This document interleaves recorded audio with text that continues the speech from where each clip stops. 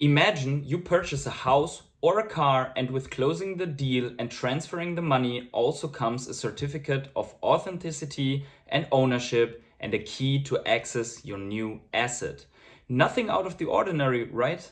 Well, what if I told you that this certificate and the source code that is in your key will stay with the bank even though you didn't take a loan? What if I told you that every request of taking that certificate into your custody would be denied even though the bank told you that this would be possible in the near future? What if I told you that in case of bankruptcy, your access to the asset as well as your certificate would be lost forever?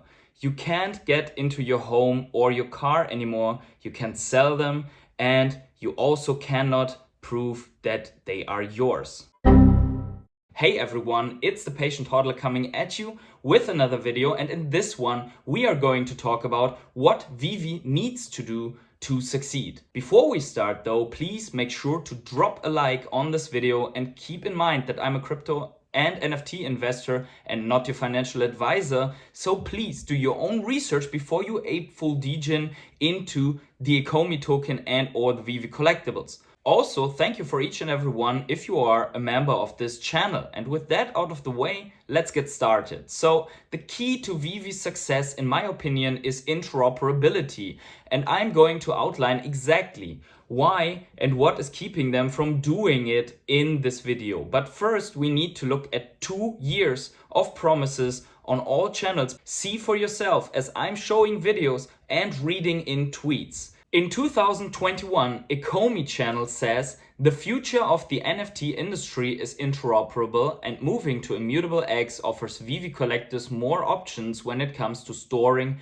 trading and interacting with their digital assets. The Veve digital collectible channels in 2021 states Immutable X. We are moving into phase 2, likely this week, where we will be reminting all the NFTs on the blockchain. Veve runs on GoChain currently. We feel ETH is the best place to go next. NFTs will be more interoperable and ETH layer 2 is more environmentally friendly. So that was in the time when they moved from GoChain to the Immutable X layer 2 on Ethereum, a long time ago from my perspective. Also, Veve Collectible Channel says, final stretch, we'll be releasing info on how to use token swap site exchanges going between L1, L2, how-tos, etc. First phase will be migration from GoChain to IMX, then interoperability once everything is set. And they also said, attention, we do not have content or official presence on OpenSea currently. If you see Veve digital collectibles for sale on the platform, they are not sanctioned and likely a scam. Until there's official word from our channels on interoperability, please stay vigilant. Thank you. Also, the Ecomi channel posted in 2021, the collectibles, are managed by us. While they are in-app, we are working towards interoperability, so before long you will be able to send them to other platforms and at that point see them on chain. I repeat, before long you'll be able to send them to other platforms. They also said, do you know where Veve is headed? Partnerships, vision, interoperability, virtual worlds and more, with a YouTube link to a specific video. They continued, we aren't going anywhere, but we are also going interoperable later this year. This was in 2021, if I may add this to the tweet. So you will be able to take custody of your NFTs then anyway. Well, I'm still waiting for that custody. We cannot wait to move Veve collectible into the world of Ethereum. Interoperable NFTs, here we come. Strong believers that this digital collectible or NFT industry is here to stay, and a part of that is interoperability. Even talking to our licensors now, they're becoming far more aware of how the NFT space works. And a lot of them, want to be interoperable. And I know Veve is a walled garden now, and I've mentioned why in a number of our previous videos. But the future will be far more open.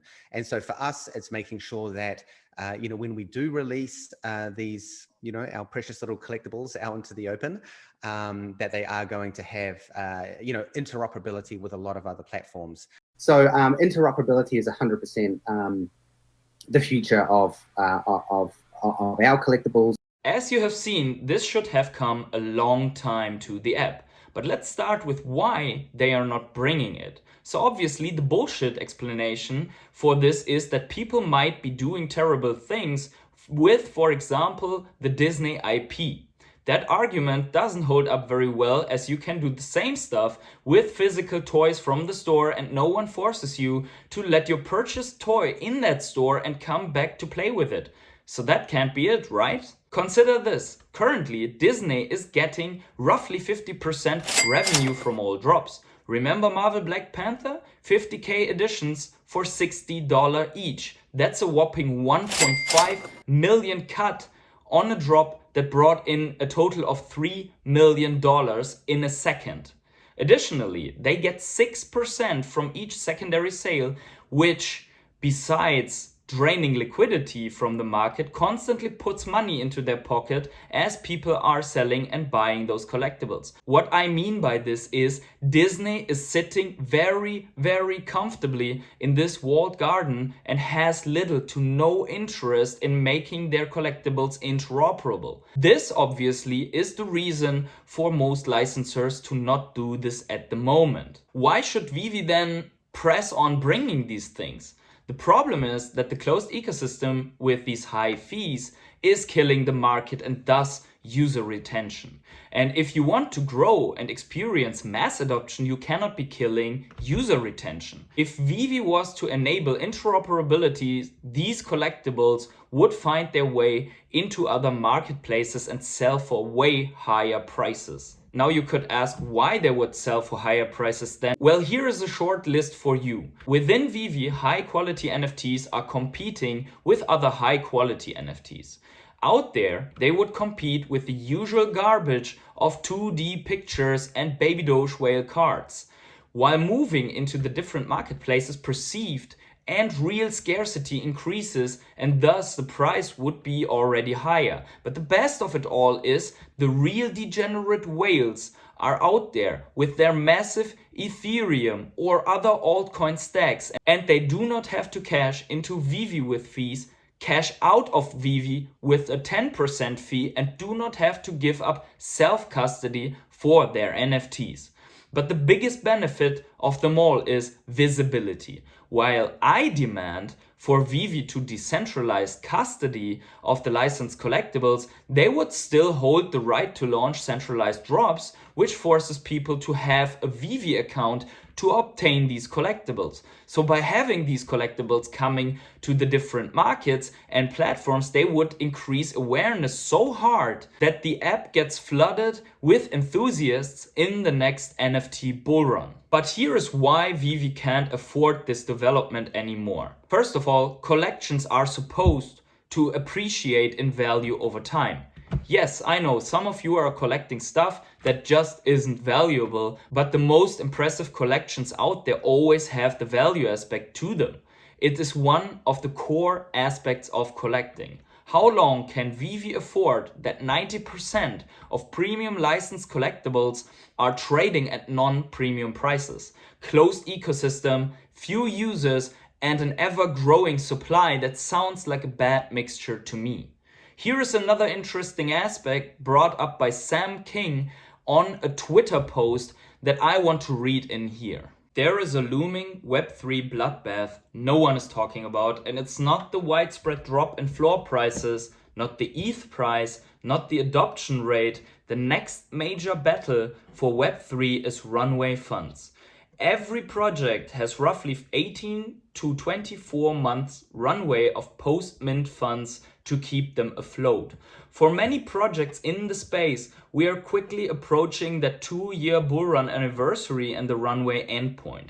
So what does this mean? We are about to see a wave of predominantly mid-cap projects either quietly or publicly stop building and or cease to exist. Not literally given they are on-chain, but from a building standpoint, the work will stop. Some will be open about it, some will slow rock, and some will find external investment opportunities to keep them alive, and some will add a layer of low-cost entry to their project to keep trade volumes high enough to operate for another year.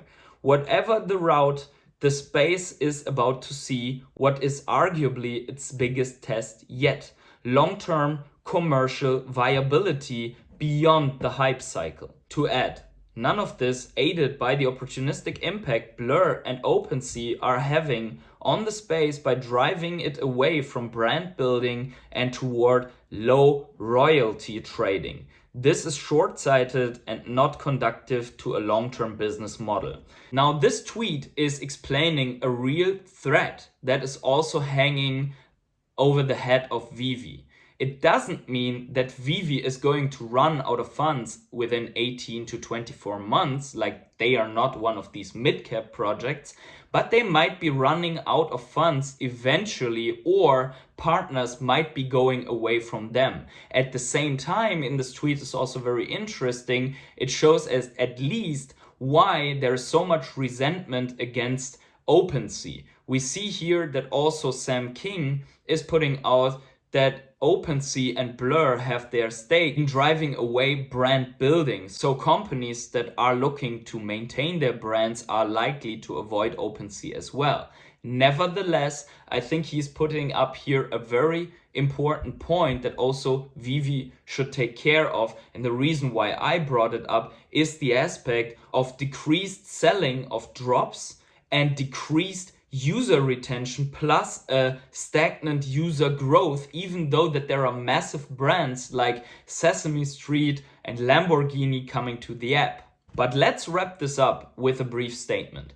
The biggest factor of them all would be to regain the trust of the existing user and fan base of Veve. Now, I already hear the hardcore fan Moonboy scream, but Veve doesn't care about the Web3 and crypto degens. They are going to mass market to the normal user.